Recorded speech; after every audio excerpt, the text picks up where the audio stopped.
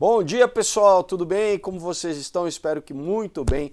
Hoje, segunda-feira, dia 20 de outubro de 2025, nós vamos para a 11ª parte da série Comitê dos 300 aqui do Dr. John Coleman, né? Como tenho falado, um clássico dos livros que expõem, né, a estrutura de poder que domina e controla a mídia, controla o sistema financeiro, o sistema industrial militar, enfim, tão imperdível para você que quer entender, né, quem são os dominadores do mundo aí, tenebroso. Antes da gente começar, como sempre, né, vou lembrar vocês dos meus quadrinhos, pessoal, olha só, não perca a oportunidade de adquirir aqui 8 quadrinhos incríveis, todos roteiros de cinema que eu mesmo escrevi e adaptei, né, para quadrinhos, a maioria adultos, e esses dois aqui para todas as idades, né? O Prédio e o Lambo, censura livre, adulto e crianças podem curtir junto, adulto vai curtir também, tá, pessoal? Quem está comprando está se emocionando, está se divertindo. Lembrando que esses três, ó, o Knock Me Out, que é uma história que se passa no mundo das artes marciais, uma homenagem ao filme do Rock, né, dos anos 80, Rock, Karate Kid, os filmes que usam, né, o pano de fundo das artes marciais para contar uma história de amor, né? Então agrada aí quem gosta de romance, mas também quem gosta de ação. Então esses três têm trilha sonora no Spotify, tá? O Prédio, o Lambo e o Knock Me Out tem trilha sonora no Spotify. Temos um outro dia que eu ganhei o prêmio do Ministério da Cultura sobre as armadilhas que tentam, né, cooptar os jovens quando eles entram na faculdade, na maioridade. Então abordamos temas sérios como dependência química, né, abuso de droga, abuso sexual, doutrinação política, uma história realmente incrível com um twist sobrenatural muito, muito legal. Temos a trilogia do Aurora, Caos e Ômega, aqui, né, um resumo aí de, sei lá, mais de 30 anos de leitura sobre esses temas, eu coloquei de uma forma aqui divertida, né, com espionagem, com uma trama incrível, personagens sensacionais, né, também falando de nova ordem mundial, escatologia, tecnocracia, cibernética, enfim, é uma trilogia sensacional, né? O pessoal realmente gosta demais, então se você não leu, não perca tempo. E o último, Comunhão, que é um suspense com terror psicológico eletrizante para quem gosta de emoções fortes, uma história, né, que fala sobre resiliência, sobre você encarar a morte face a face e sobreviver, né, com uma mensagem de redenção no final incrível. Então não perca, pessoal, né? Você gosta de cinema, você gosta de seriado, você vai gostar de quadrinhos. Se você nunca leu, é a tua oportunidade, né, de ler, de dar de presente, tá? Um presente diferente, né, sensacional. Então entre em contato, eu vou deixar os links aqui embaixo na caixa de descrição do meu site, felipefolgose.com. Tá? É só entrar lá, você conhece as histórias, você vê as artes, né, os grandes artistas que colaboraram comigo aí para fazer os quadrinhos, e pode pedir por lá, tem combos, tá bom? E também você pode pedir entrando em contato diretamente no meu Instagram, eu vou deixar o contato aqui também, só mandar um direct, eu explico como você recebe em qualquer estado do Brasil, outros países também, tá bom? Então é isso, pessoal, aqui embaixo eu deixo também o link do Odysee, que é a plataforma alternativa ao YouTube, e do Subscribestar, se você quiser se tornar apoiador do canal, se você gosta do canal, é pelo Subscribestar, e eu agradeço todo mundo que apoia o canal, tá bom? Muito bem, vamos lá então, vamos retomar aqui. Então, né, aqui ele está falando ainda sobre a questão de como, né, a droga é o tráfico de droga é uma das formas, né, dessa estrutura de poder lucrar com a desgraça da população, né? Não só lucrar, mas fazer controle social, né? As drogas é uma das maiores armas para você condicionar a população, né? Então ele fala assim, o negócio da droga não é uma operação da máfia, não é também liderado pelos cartéis colombianos, né? São as nobres famílias da Grã-Bretanha e a aristocracia americana, né, que não, vamos dizer, divulgam os seus papéis, né? Eles não fazem alarde, né, sobre o controle, né? Eles sempre têm testas, né, de ferro, laranjas, que fazem, né, que ficam na frente e que vamos dizer, levam a culpa, né? Na verdade é uma grande hierarquia, né, pessoal? Então a gente geralmente não fica sabendo, né, na verdade, quem que realmente é o poder, né? Ele fala, bom, né, esse livro não é a respeito especificamente do tráfico de droga, né? Então eu não posso me aprofundar muito no tema, né? Mas é importante enfatizar, né, como isso está relacionado ao Comitê dos 300, né? Ele fala, a América não é controlada por 60 famílias, mas por 300 famílias. E a Inglaterra é controlada por 100 famílias. E como nós veremos, né, essas famílias estão interligadas através de casamentos, de empresas, de bancos, né? Isso sem mencionar os laços que eles têm com a nobreza negra, né, a Black Nobility, né, a maçonaria e os templários, né, a Ordem de São João de Jerusalém, né, os templários. Essas são as pessoas que, através dos seus testas de ferro, né, eles encontram, né, caminhos para proteger, né, por exemplo, grandes remessas de heroína de Hong Kong, né, Turquia, Irã e Paquistão, né, para garantir a distribuição nos mercados americanos e na Europa Ocidental, né, com uma enorme margem de lucro, né? Inclusive, muitas vezes com a produção com trabalho escravo, né?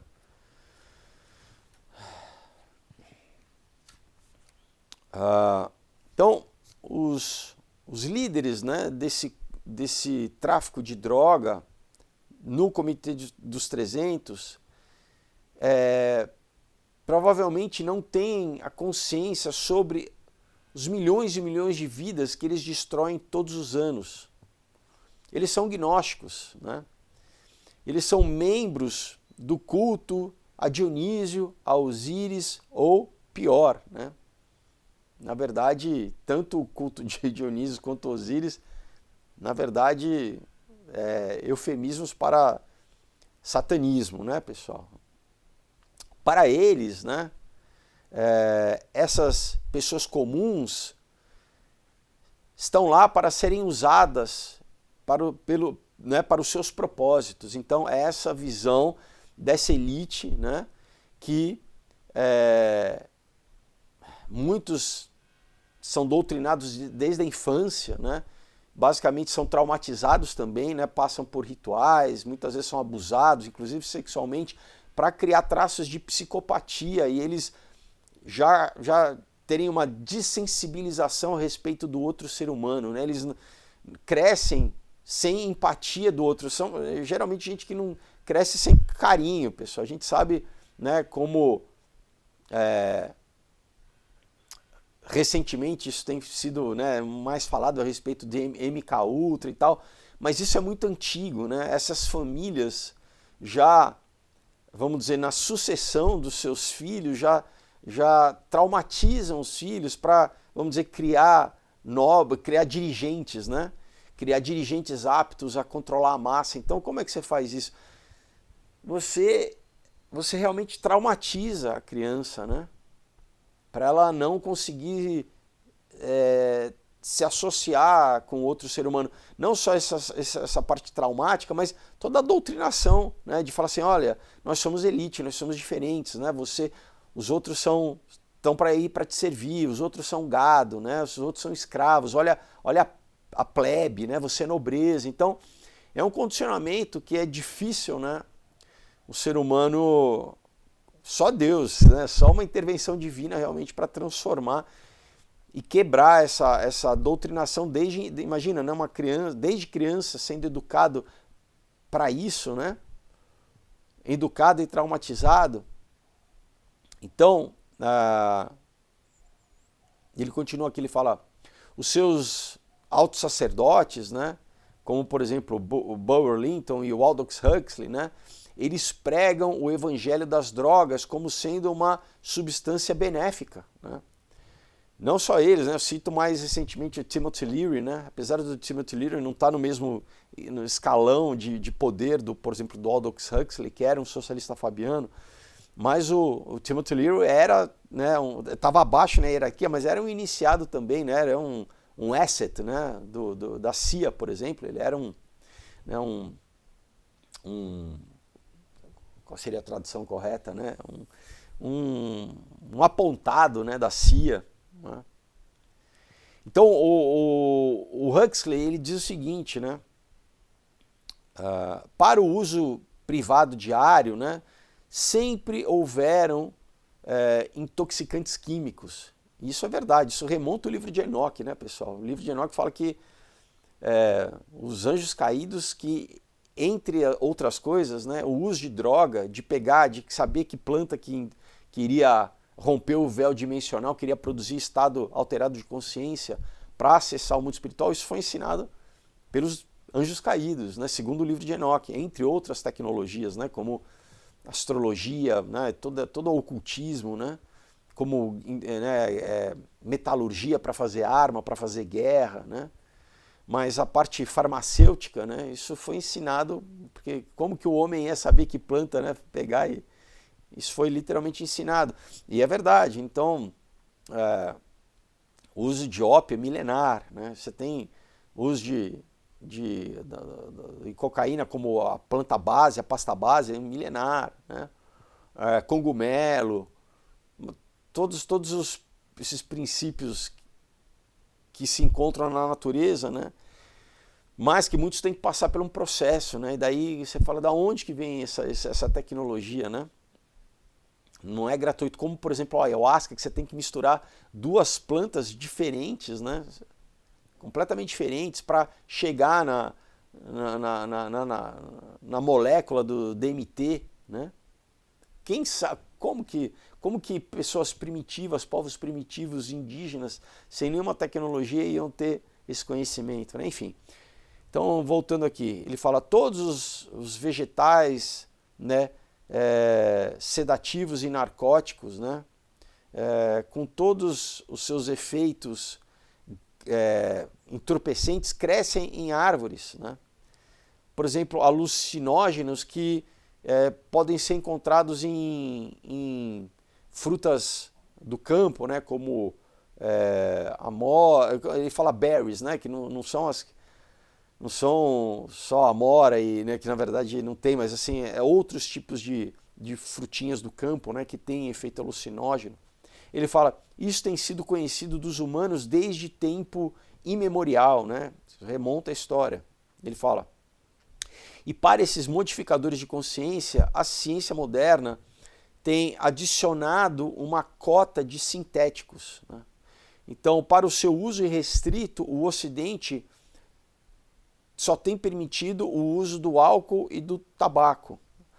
Outras portas químicas, né, são consideradas ilícitas. Então, o Aldous Huxley, né, que é um socialista fabiano, né, fazia parte do Golden Dawn, né, já falei aqui, bruxaria ligado com o Aldous Huxley, com o Aleister Crowley, enfim. Ele era um anticristão também, né? E ele tem um livro chamado As Portas da Percepção, né? Da onde, inclusive, o nome do grupo, The Doors, lá do Jim Morrison, vem desse livro. É uma referência clara ao uso de droga.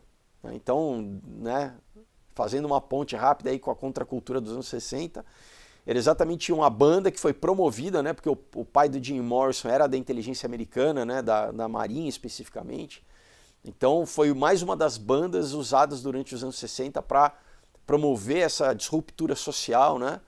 E claramente, né, talvez na época, mais até do que os Beatles, né? Eles tinham menos sucesso do que os Beatles, mas era mais escancarada a promoção do uso de droga, né? O The Doors era muito... e bom, o Jim Morrison também se envolveu com bruxaria pesada, né? Tem um filme do Oliver Stone que é interessante, quem quiser assistir. Ele realmente, né, emburacou ali numa parte muito, muito né, negra, assim, pesada, né? Mas enfim, então a gente não pode esquecer também que tem essa parte, né, mais oculta, né? Por exemplo, o haxixe, né? Já estava ligado com, né, na baixa idade, né, na idade clássica já e baixa idade média, com os assassinos, né, de usar haxixe. Então a palavra assassino tem uma, né, vem isso no mundo islâmico, né? Eram assassinos dos sultões, assim, que usavam haxixe para entrar num processo, né, de entorpecimento, e eles se tornariam os assassinos perfeitos, né, de matar as pessoas porque eles estavam, né, debaixo da influência da droga, né? Então, para os oligarcas e plutocratas do Comitê dos 300, as drogas têm dois propósitos.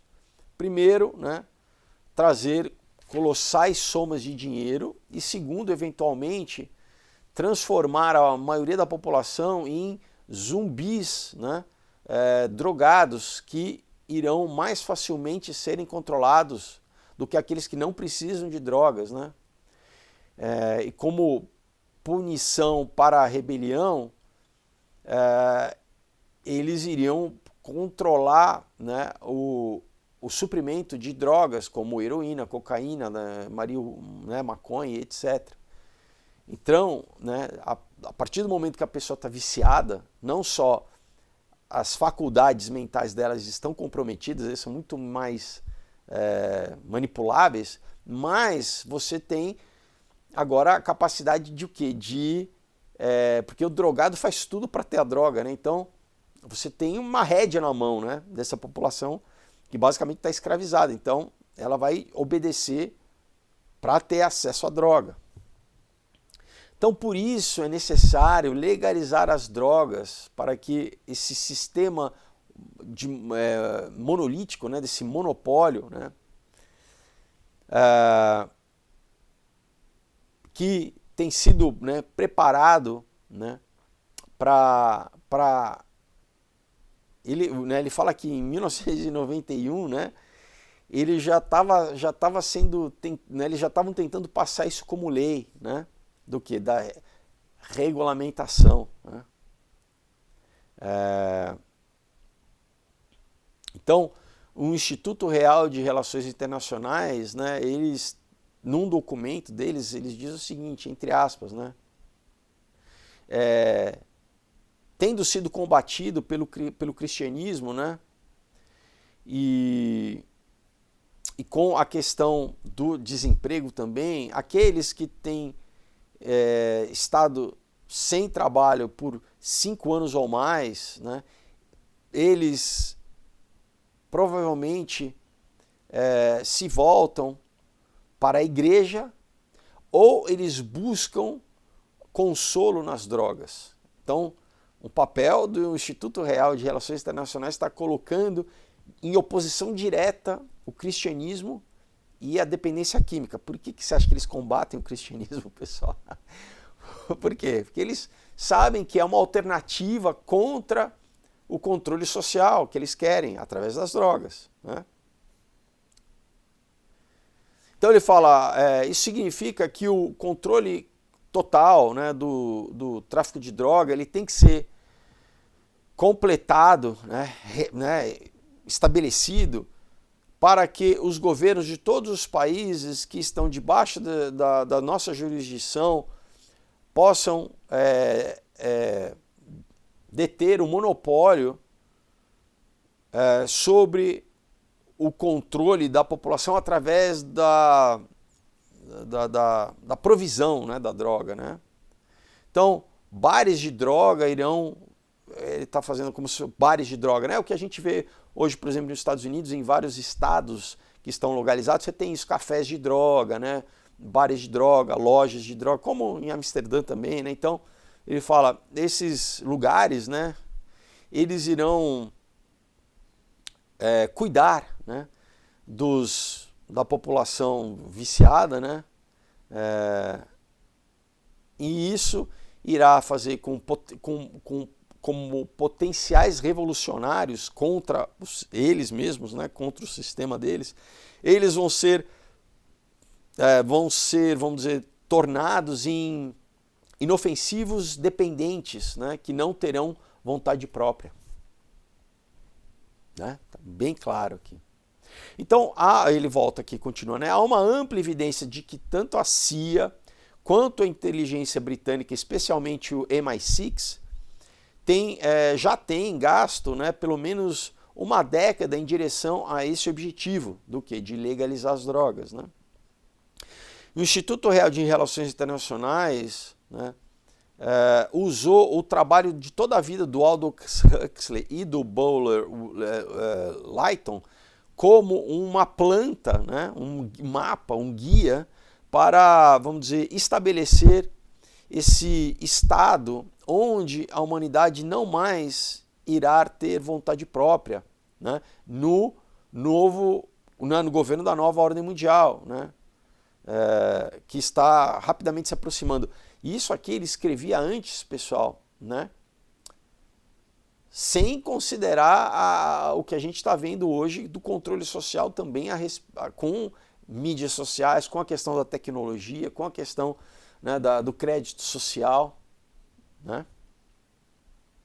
Então, você pode falar assim, mas eu não sou usuário de droga, né? Mas a droga é mais uma parte. A gente vê como o pessoal, tanto na mídia quanto nos governos, né, como tem sido, o combate é basicamente quase não mais existente, e a promoção disso tem sido, né, aumentada. Daí você fala assim, peraí, não faz sentido, né? Porque se o custo social, né, se a gente for ver realmente, né,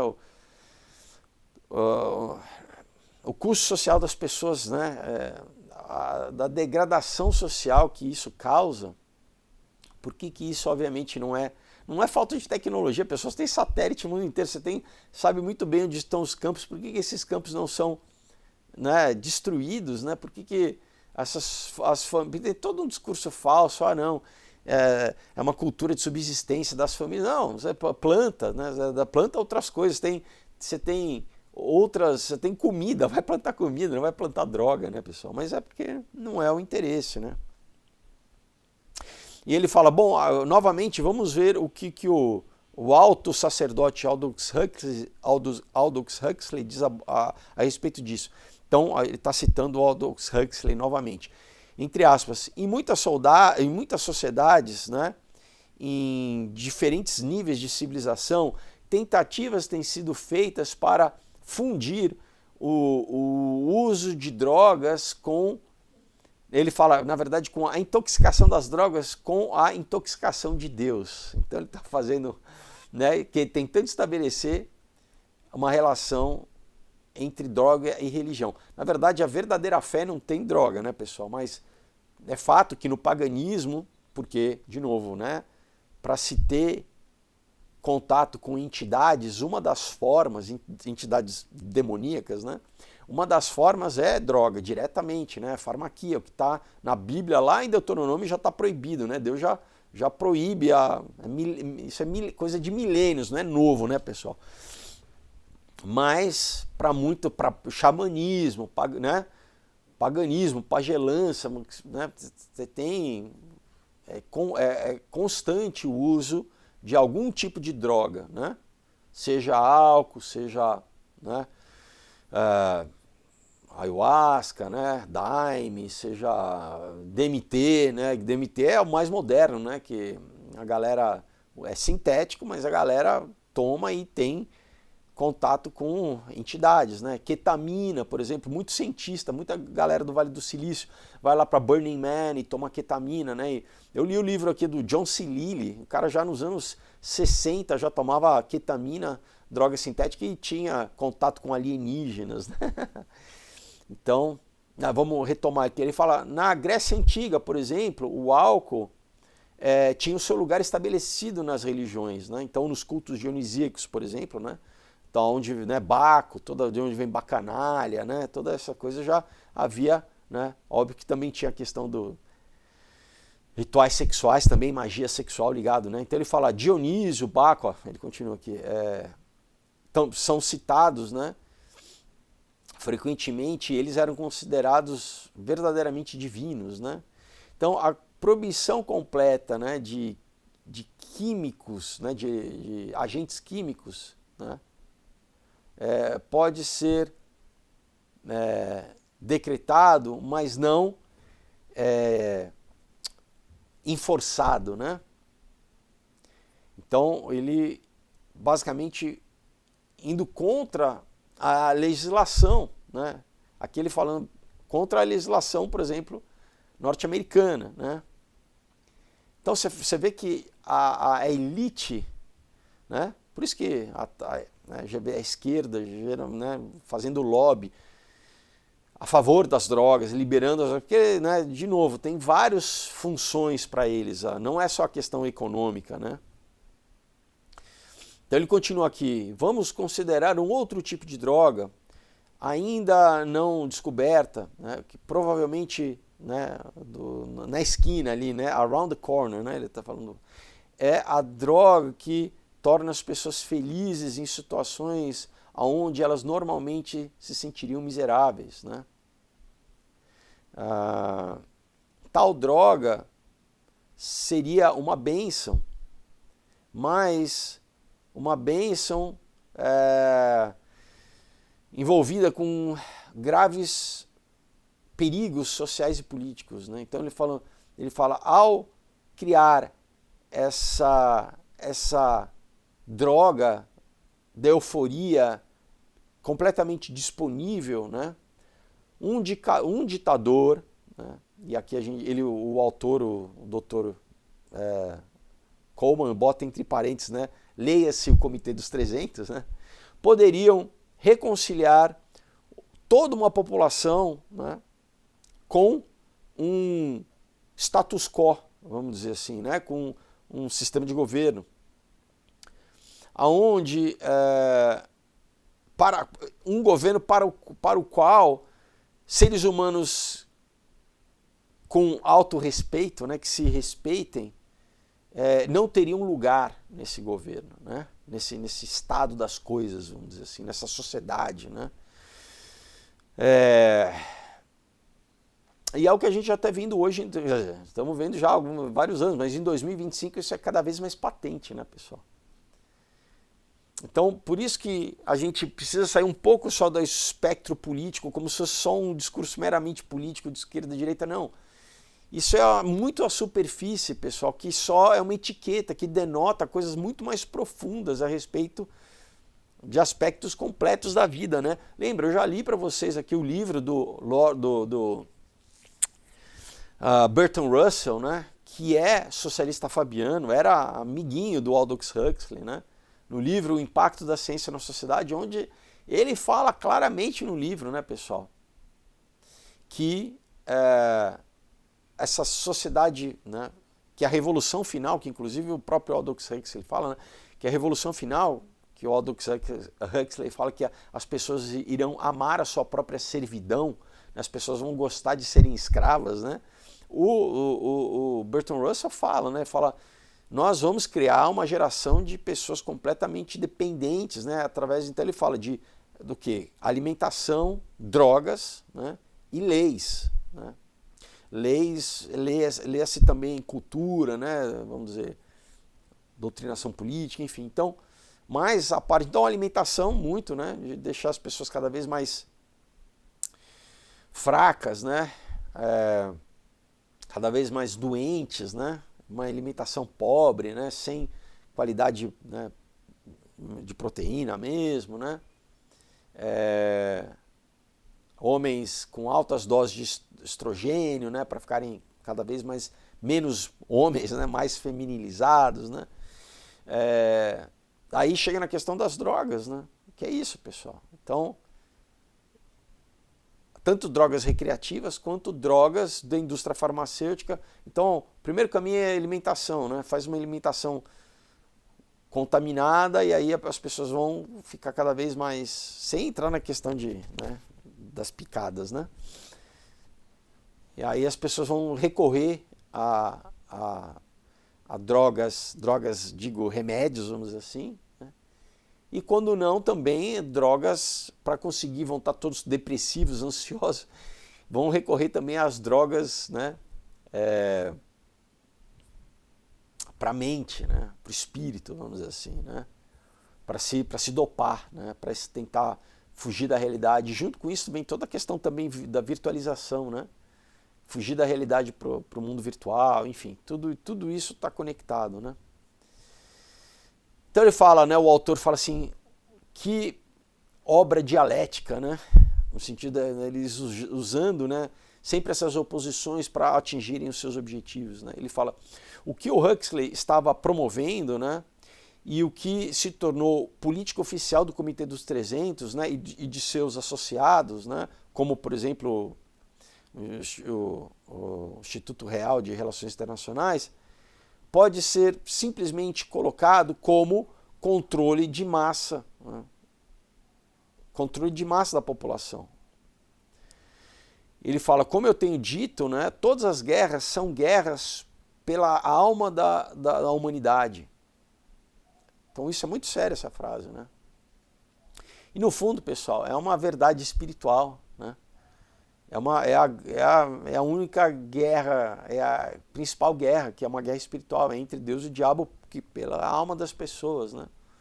Então, sendo uma guerra bélica, né, onde literalmente as vidas estão sendo ceifadas, né? Mas você tem outras guerras, guerras culturais, guerras, né? É tudo para o quê? Para controle da alma das pessoas, que no fundo, né, a alma é onde está a razão, o entendimento, e no fundo é pelo espírito, né? O diabo, quanto mais pessoas ele conseguir levar com ele para o inferno, é a única coisa que resta a ele fazer, né? Não consegue atacar a Deus em nenhuma forma, então ele tenta atacar quem Deus criou, né? Quem Deus criou a sua imagem e semelhança, tentar atacar Deus por tabela, né? Bom, ele fala, então até o momento ainda não despertou na população de que o tráfico de droga, né, é uma guerra irregular de baixa intensidade contra toda a raça humana, né? É uma guerra irregular, né? Guerra irregular é um dos nomes para guerrilha, né? Não é uma guerra declarada, é uma guerra irregular, né? E ele fala, talvez a forma mais terrível de guerra, né? Aonde você não tem um início claro, nem um final claro, né? Então, uma guerra entre países, geralmente você tem, né, uma declaração de guerra, inclusive diplomaticamente, os países estão em guerra, e quando a guerra encerra, você tem uma declaração, a guerra terminou, você tem tratados de paz, você tem uma série de instrumentos políticos e diplomáticos, né, claro que existem crimes de guerra, mas enfim, uma guerra é uma coisa, uma guerra clara entre nações é uma coisa, entre aspas, controlada, né? Agora, esse tipo de guerra, ele fala, não tem início, não tem fim, não tem cara, você não sabe com quem você está lidando, com quem, né, quem está combatendo, quem está sofrendo, porque é toda a humanidade, são todos os países têm gente morrendo por questão de droga, em todos os países você tem, né, os aspones ali apontados por os controladores do mundo para o quê?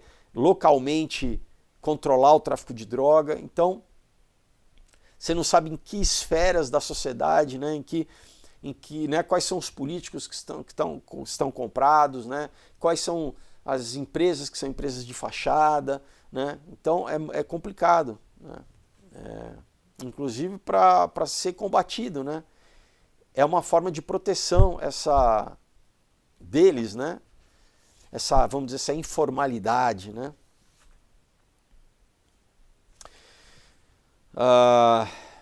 Ele continua aqui. Bom, então ele vai falar um pouco da questão histórica, né? Ele vai falar sobre, por exemplo, a mesa redonda, né, o Round Table, que foi estabelecida na África do Sul pelo Cecil Rhodes, fundado, né, pela família, o braço inglês da família Rothschild, né? O Cecil Rhodes, ele... Então, e muito disso que ele vai falar agora, ele vai citar bastante do trabalho do Carol Quigley, né, que eu li aqui para vocês o livro do Tragédia e Esperança, né? Livro importantíssimo a respeito também, né, desse sistema de poder aí, principalmente entre Primeira Guerra, Segunda Guerra e até agora, né? Então, para quem ele não está levando em consideração aqui no livro, quem conhece, né, o Tragédia de Esperança, então ele vai dar um embasamento histórico aqui, né? Então, o propósito da mesa redonda, né, era treinar os líderes, né, os líderes, vamos dizer, do comércio, né, da indústria, que eram leais à coroa britânica, que iriam, vamos dizer, garantir, né, vastas quantidades de ouro e de diamantes para a coroa britânica. Isso ainda na época do colonialismo britânico no século XIX, ali principalmente na África, né? Então os sul-africanos, né, que tiveram o seu direito de nascença roubado deles, né, num golpe, né? Você tem a Guerra dos Boers, né, que foi do Império Britânico contra os Boers, que eram muitos de descendência holandesa, né, ali na África do Sul, os colonos, né? Não só os colonos, mas também a população local, né, africanos. Eles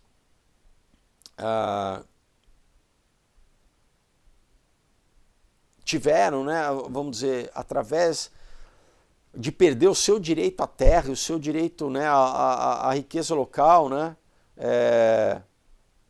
ficaram submissos a um controle unificado que estava debaixo do comando do Comitê dos 300. Né? Lembrando que por trás da coroa britânica, né, você tem o Comitê dos 300. Né?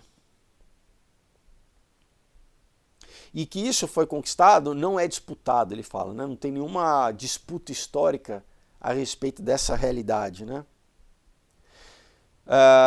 No começo dos anos 30, né, 1930, da década de 30, a coroa britânica ela teve, vamos dizer, o controle sobre o maior suprimento de ouro e de diamantes jamais encontrados no mundo. Né? Eu tive na África do Sul e eu tive a oportunidade ali de visitar uma das jazidas ali em Joanesburgo, né, ainda de minério de ouro, mas você tem, por exemplo, o De Beer, que é a maior produtora de ouro, né, de diamante, né, do mundo. Né? Tudo isso remonta a esse controle. Né? E eu também visitei um museu ali, eu lembro agora, lá em Joanesburgo também, pessoal, sobre o apartheid e tal, e tinham fotos ali do controle, pessoal, que era claramente maçônico. Tá? Como eu conheço, né, um pouco da linguagem, né, dos símbolos, do simbolismo maçônico, pessoal, nas fotos, né, da época, você tinha aquela reunião deles, assim, como se fosse foto de gabinete, né, de comitê, e tá muito clara a presença, né? Bom, já li aqui para vocês também o livro, né, que é o Criadores de Construtores de Império, né? Sobre a relação também estreita entre o Império Britânico e a maçonaria, né? Como a maçonaria, na verdade, era o braço oculto de controle, né? Então, é o Império Britânico. Não, é o Império Maçônico, né? Que todo lugar onde eles conquistavam todo o território, eles, né, estabeleciam ali um posto militar e uma loja maçônica junto, né? Enfim. Vamos continuar. Então, né, ele fala agora, né? Agora ele está escrevendo em 91, né? Mas eu digo que em 2025 não mudou nada. Agora o Comitê dos 300 tem à sua disposição tanto a vasta fortuna vinda do tráfico de droga, quanto a igualmente vasta fortuna da mineração, né, de metais preciosos na África do Sul. Né? Então, o controle financeiro do mundo está completo. Né? E a mesa redonda ela teve um papel essencial, né, nesse golpe, né, lá na África do Sul. Né? O propósito, né, claro, dessa mesa redonda, depois de ter engolido a África do Sul, era, vamos dizer, destruir os benefícios que os Estados Unidos conquistaram com a sua independência, na Guerra da Independência. Basicamente, tentar fazer com que os Estados Unidos voltasse, estivesse novamente debaixo da influência britânica, né? Isso foi feito politicamente, ao que, né, eu já li também o livro para vocês aqui do Anthony Sutton, né, também do Carroll Quigley, que é o complexo anglo-americano, né? Então, eles conseguiram se infiltrar, apesar dos Estados Unidos ter lutado para se tornarem independentes da Inglaterra, aos poucos, ao longo dos séculos, eles foram novamente se infiltrando, né, nas instituições americanas para conseguir tomar controle, né? E claro, né, tendo os seus agentes, né, e os seus traidores dentro do próprio Estados Unidos, que na verdade não tem nenhum amor, né, ao país, digamos assim, são internacionalistas, né, são globalistas, né, não juram nenhuma lealdade à bandeira, ao povo, né, americano, né, como aqui no Brasil também a gente tem gente que assim, que não tem menor apreço, né, pelo conceito de nação, de identidade nacional, né, para eles o negócio é controle do mundo, né, os países são simplesmente mais um território a ser, né, encapsulado, né, engolido, né. Mas enfim, então ele fala que então outro papel, né, da mesa redonda era restabelecer o controle britânico nos Estados Unidos. Não é só o britânico, né, porque senão parece que todo inglês, né, o povo inglês, não, é essa elite, né, essa elite que controla, né, o sistema britânico, né? Então,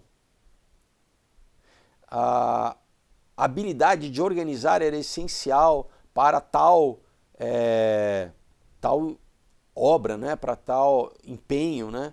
E isso foi providenciado pelo Lord Alfred Milner, né?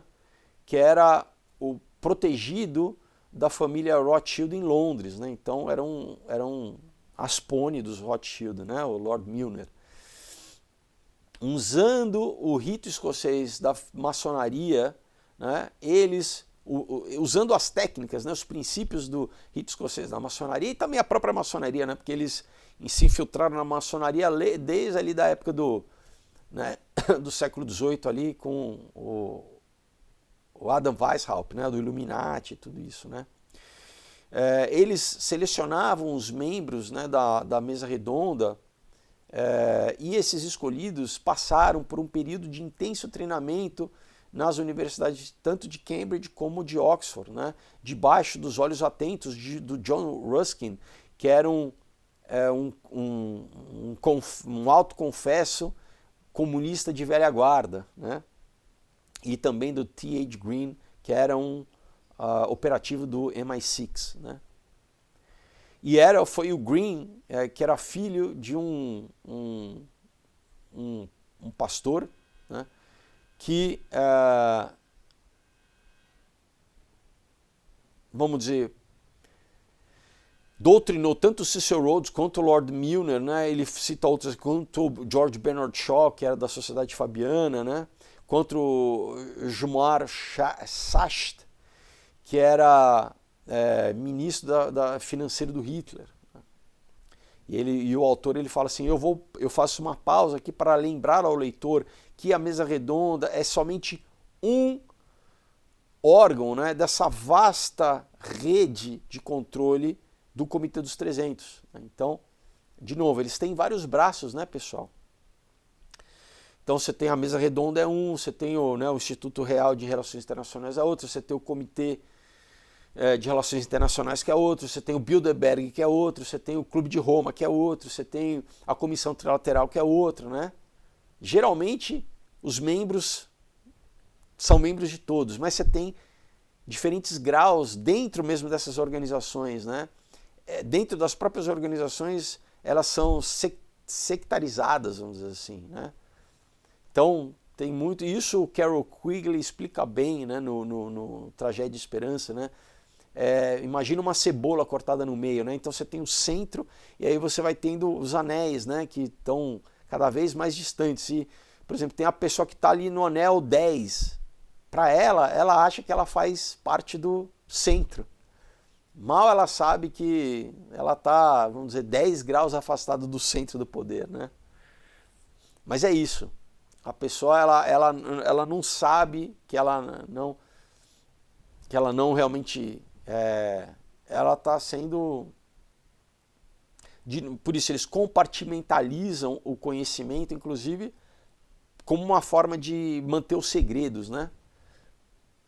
Claro que quanto mais você avança nessa hierarquia, mais você vai se comprometendo espiritualmente, igual na maçonaria, né? Você vai, vamos dizer assim, você vai se condenando cada vez mais, né? Você vai dando cada vez mais partes da sua alma, né? A verdade é essa. Então ele fala aqui, mas, por exemplo, a mesa redonda, né? Ela mesma consiste de um emaranhado de companhias, instituições, bancos e estabelecimentos educacionais, né? Que se nós fôssemos, vamos dizer, destrinchá-los, né? E a gente ia demorar mais de um ano. Ele fala, é como se fosse um labirinto, né?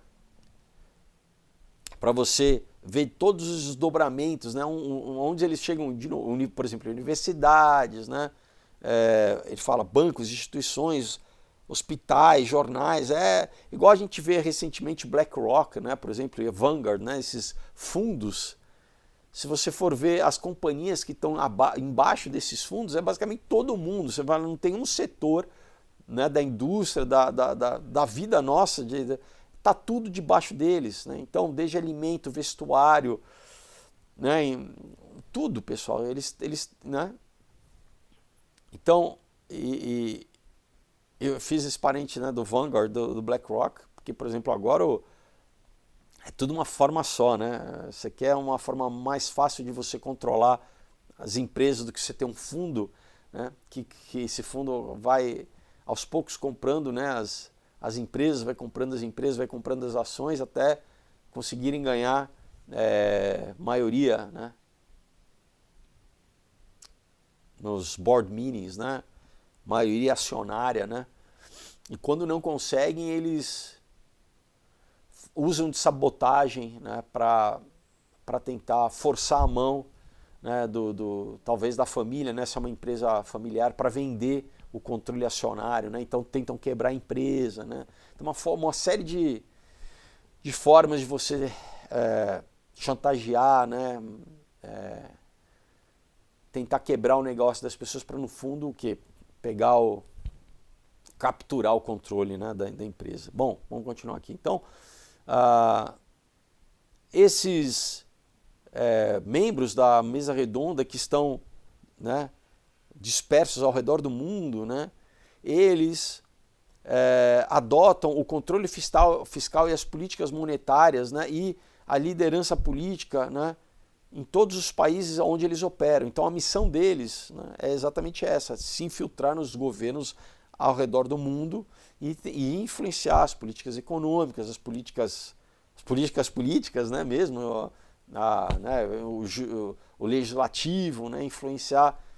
Talvez eles não diretamente estejam em algum cargo eletivo, mas fazem lobby, né? Controlam políticos através Tem várias formas também de controlar político, né?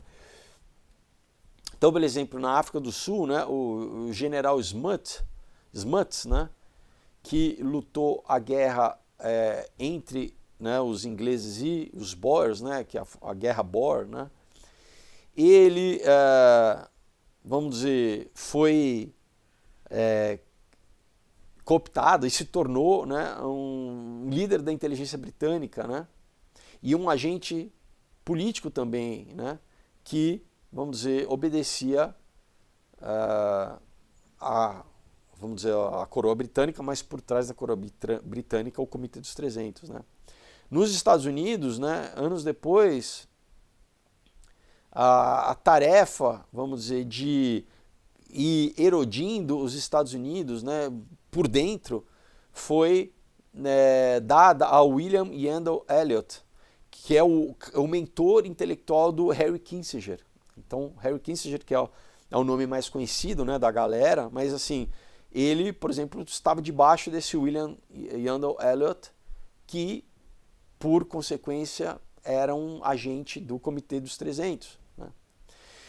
E aí ele fala que e ele foi responsável pelo lançamento meteórico, né, do Harry Kissinger aos altos níveis de poder, né, como, por exemplo, ter sido secretário de Estado de vários presidentes. Né? Então ele, na verdade, aí você vê publicamente, né, você vê nos jornais, você vê na narrativa, o Harry Kissinger é um político e tal, que surgiu, né, também repentinamente.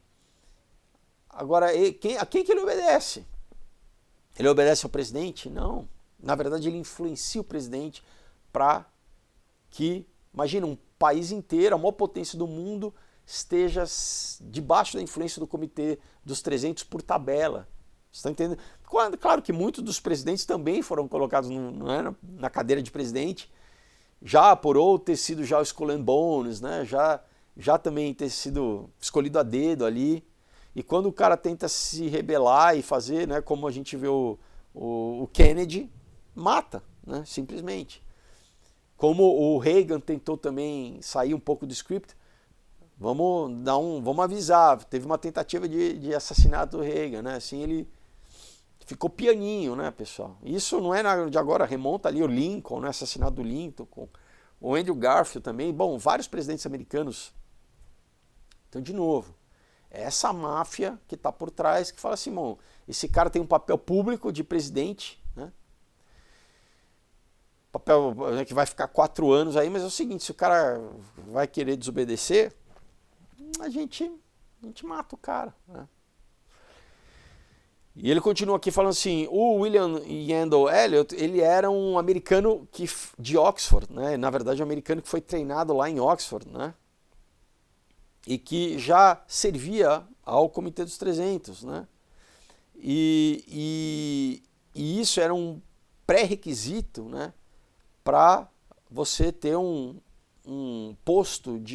alto posto de serviço para o comitê, né?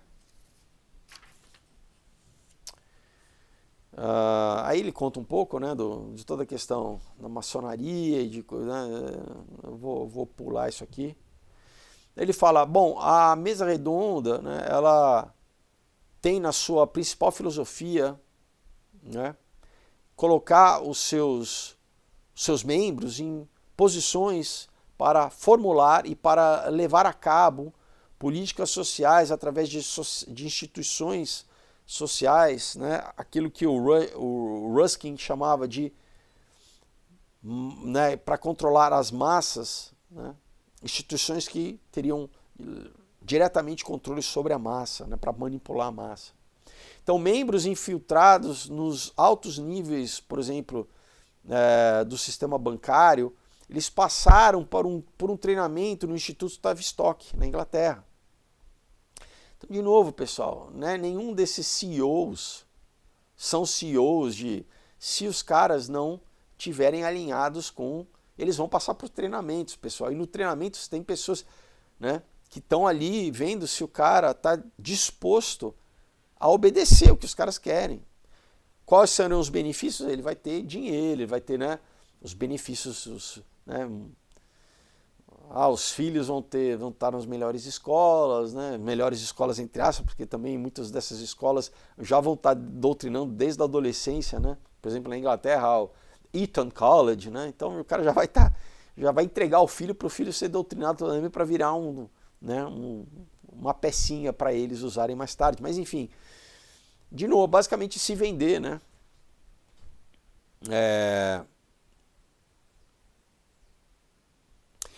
E o curso, né, ele foi desenhado pelo Lord Leconfield, né, que era era íntimo da família britânica real, né, e depois foi controlado pelo Robert Brand, que que também fazia parte do Instituto de Relações Internacionais, né? Então, são várias instituições, né, pessoal, que, de novo, como eu falei, né, elas estão conectadas, né? Alguns dos spin-offs, né, alguns, vamos dizer, dos filhotes da mesa redonda são, por exemplo, o Bilderberg, né, que foi estabelecido pelo Duncan Sheres, né, que era um político proeminente e genro do Winston Churchill, né? Você tem a Ditchley, a Fundação Ditchley, que é um clube secreto de banqueiros, né, que ele fala, eu expus no meu livro de 1983 chamado A Conspiração Internacional Banqueira, né, a Fundação Ditchley. Ele fala outro filhote, né, da mesa redonda é a Comissão Trilateral, o Conselho Atlântico dos Estados Unidos, o Aspen Institute, né, o Instituto Aspen para Estudos Humanos, Humanísticos, né?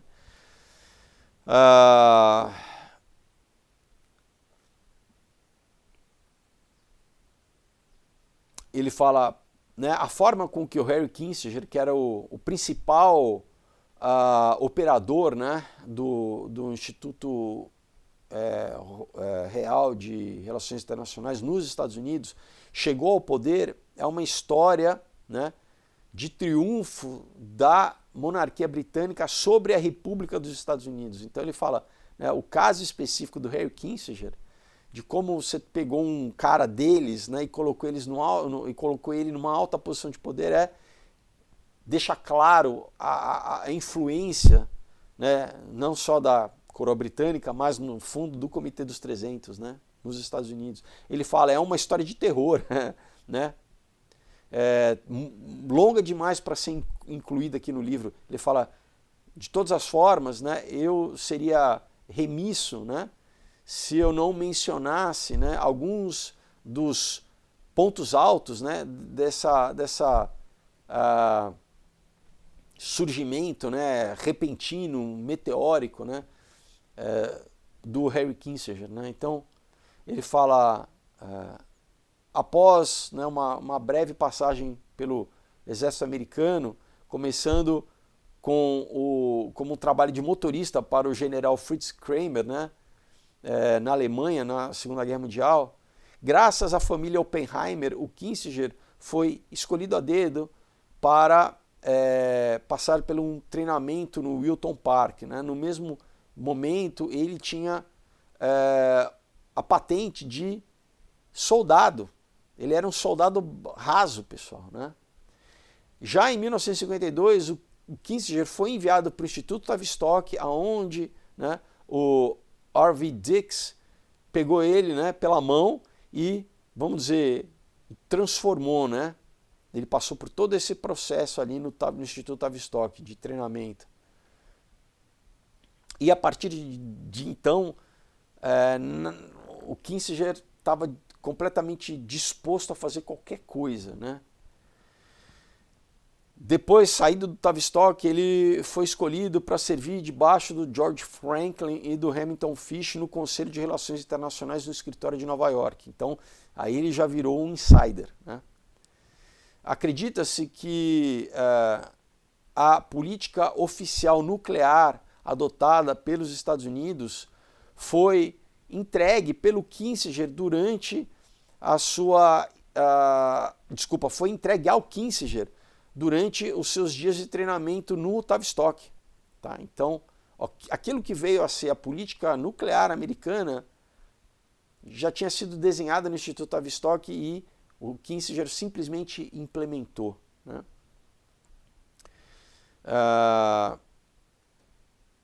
E isso, vamos dizer, aprofundou, né, a sua participação na política de armas nucleares, né? E num seminário da Mesa Redonda, né, foi exposta a doutrina conhecida como resposta flexível, que é completamente irracional, né? Que na verdade é de destruição assegurada, né? Que se tornou conhecido pela sigla MAD em inglês, né? Mutual Assured Destruction, né? Que é destruição mútua assegurada, né? Então, vamos encerrar nosso vídeo aqui. Então, olha só, não foi uma ideia do Henry Kissinger, ele simplesmente foi o porta-voz. Por quê? Porque eles já na Guerra Fria criaram essa dialética, né, pessoal? Eles sempre trabalham com dialética, né?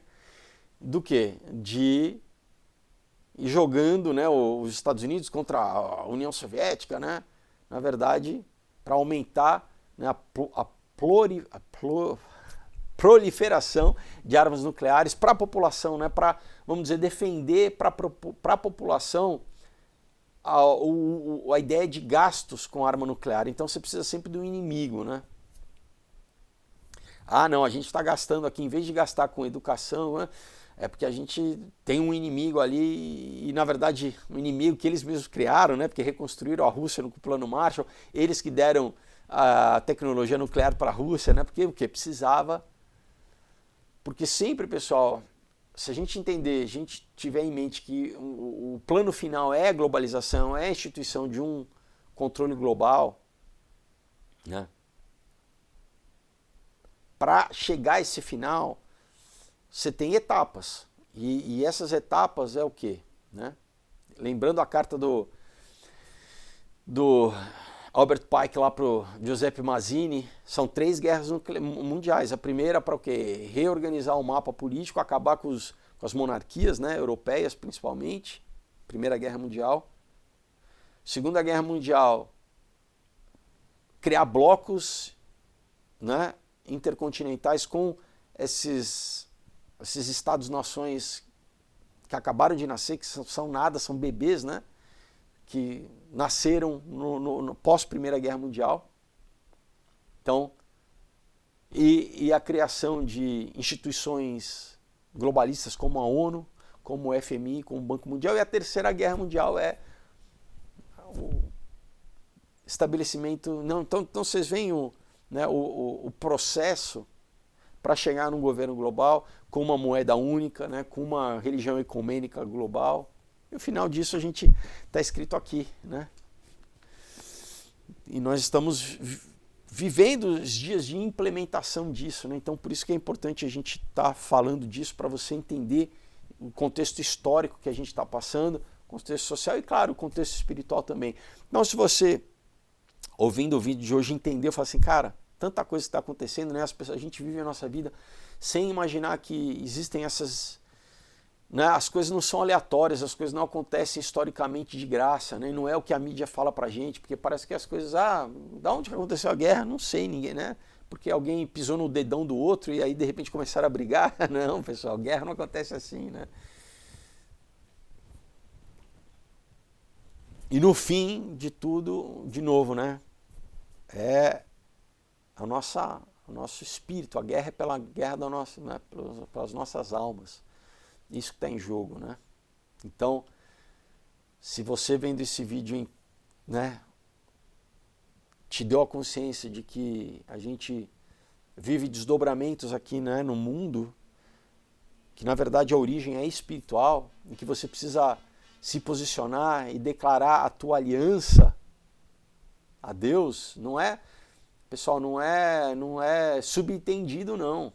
Tá? Isso é uma decisão pessoal que tem que haver uma manifestação física. Jesus falou, você tem que confessar Ele. Né? Ele fala, aquele que me confessar perante os homens, eu confessarei perante o Pai. Né? E a salvação vem pelo quê? Né? A gente crê que Jesus, a gente crê com o nosso coração e confessa com a nossa boca que Jesus Cristo ressuscitou dos mortos, que Ele é Deus, que Ele é, né, nosso Salvador. Então hoje eu quero fazer uma oração com você e te dar a oportunidade de você fazer esse ato de fé. Exatamente de você, né, traçar uma linha no teu passado, deixar o passado para trás, receber o perdão de Deus, receber a graça de Deus, o amor de Deus e principalmente receber a vida eterna. Né? E isso vem novamente com você tomar esse passo e essa declaração de fé, né? Fazer essa confissão e passar a crer e obviamente viver, mas nisso você é selado com o Espírito Santo, você passa a ser um com Ele, né? O teu espírito é ressurreto, amém? Então são várias coisas que acontecem, é um fenômeno, é um milagre, né, pessoal? É a graça de Deus, é a salvação. Então vamos fazer essa oração. Coloca a mão no seu coração, ora comigo assim: Senhor Jesus, eu te reconheço hoje como meu único e suficiente Senhor e Salvador. Eu não consigo me salvar, nada consegue me salvar senão a tua graça, Pai, o teu sangue derramado na cruz do Calvário. Pai, obrigado que a tua morte, o teu castigo me traz paz, Senhor. O teu castigo, Pai, era o meu castigo, Pai. Tu levaste, Pai, sobre ti o meu castigo, Pai. A minha dívida tu pagaste com o teu sangue. E por isso, Pai, hoje eu recebo de graça o teu Espírito Santo, Pai. Eu entrego a minha vida a ti, Senhor. Eu recebo o teu amor, Pai. A tua graça, o teu perdão, Pai. Eu me arrependo, Pai. Eu peço-te perdão por tudo aquilo que eu fiz consciente ou inconscientemente que me levava para longe de ti. E hoje, Senhor, eu faço o caminho de volta, Pai. Eu quero ser um contigo, Pai. Eu te louvo e te agradeço, eu te confesso, Pai, como meu único e suficiente Senhor e Salvador. Eu peço que tu escreva meu nome no teu livro da vida e me cele com o teu Espírito Santo da promessa, que tu dê ordem aos teus anjos a meu respeito, que a partir de hoje, Pai, tu cumpra o teu querer na minha vida, eu me submeto à tua vontade, eu peço, faça aqui na terra, na minha vida, Pai, a tua vontade como é feita no céu, Senhor. Obrigado, Senhor, pelo teu amor, pela tua graça, pela salvação que eu me alcance no dia de hoje, Pai. Que eu sou lavado e purificado pelo teu sangue, Pai. Eu sou um contigo agora, sou teu filho, Pai. Obrigado pelo teu amor e pela tua graça e pela salvação, em nome de Jesus Cristo, pela nova aliança, Pai, nova eterna aliança no teu sangue e na autoridade do teu nome, Pai. Eu te louvo e te agradeço, Pai, porque hoje toda a cadeia espiritual foi quebrada, toda a prisão espiritual foi quebrada, Senhor, amém. E tu me resgata do império das trevas e me transporta para o teu reino, Senhor, para o reino do teu amor, Pai. Eu te louvo, Jesus, pela tua graça e obrigado, Pai, pelo teu agir, pela minha vida que é tua a partir de hoje, Pai. Eu te louvo e te agradeço em nome de Jesus. Amém. Se você fez essa oração com fé, com sinceridade, a Bíblia testifica que você agora é uma nova criatura. Amém? Que agora você é filho ou filha de Deus. Antes você era, né, uma criatura, né, mas hoje você é filho. Amém? Então, compre uma Bíblia, passe a ler, passe a orar diariamente, a ter comunhão com Deus. Leia, né? A Bíblia vai ser o teu alimento, ela vai purificar a tua mente. Né? Você precisa agora ter a sua mente purificada, de tirar todo o lixo, né, que você foi acumulando ao longo dos anos. E o processo de metanoia, né, de transformação da mente, acontece pela leitura da palavra e conhecer a Deus, né, e se alimentar da palavra. E busca uma igreja, você precisa estar inserido no corpo de Cristo aqui na terra, uma igreja que pregue a Bíblia, né, cuidado com seitas, né, que negam, por exemplo, a humanidade e a divindade simultânea de Jesus, né?